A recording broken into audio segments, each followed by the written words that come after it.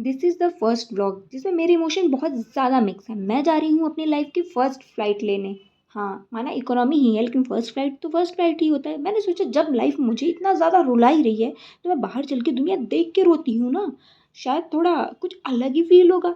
तो घर पे बैठे रोने से अच्छा है बाहर चल के रोते हैं। तो मैं लेती हूँ अपनी लाइफ की फ़र्स्ट फ्लाइट जो कि बिल्कुल ही मेरे पैसों की नहीं है। हमें हमारा बोर्डिंग पास मिल चुका है और मैं अपनी पहली उड़ान के लिए बिल्कुल रेडी हूँ। कोई भी संशय नहीं है मन में लेकिन दुःख है घर छोड़ने का, लेकिन घर ना छोड़ती तो घर के ताने मुझे लेके कहीं और ही चले जाते। तो मैं घर छोड़ के कहीं और चल दी। यूनिवर्स ने आज तक हमारा बहुत चूतिया काटा है, हमें बहुत चूतिया बनाया है, तो आज ही कैसे वो हमें छोड़ देता। मेरी फ्लाइट पूरी 1 घंटे लेट थी।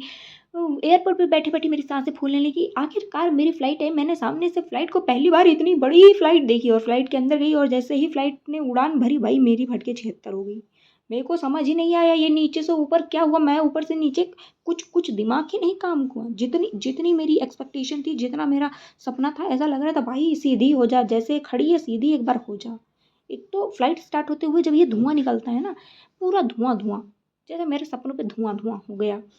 मैं उतरी दिल्ली, न्यू दिल्ली। मैंने टर्मिनल चेंज किया, बहुत दौड़ते-भागते टर्मिनल किसी तरह चेंज किया, दोबारा फिर से फ्लाइट उसी दिशा में उड़ी, मेरी फिर से फट के 76 हो गई।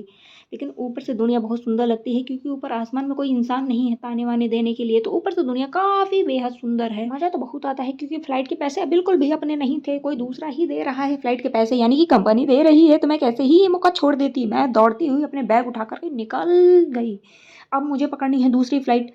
दूसरी फ्लाइट पकड़ते ही अब हो चुकी है सुबह, मुझे उतरना है बैंगलोर में। भाई आसमान इतना बेहद खूबसूरत, मुझे कोई इंसान कोई कुछ भी आज तक इतना सुंदर नहीं लगा जितना ये आसमान मुझे खूबसूरत लग रहा था। मेरा मन कर रहा था मैं फ्लाइट के शीशे हटा के कूद जाऊं। आखिरकार हम अपने फाइनल डेस्टिनेशन पे पहुंच चुके थे, लेकिन अभी आखिरी लड़ाई बाकी थी।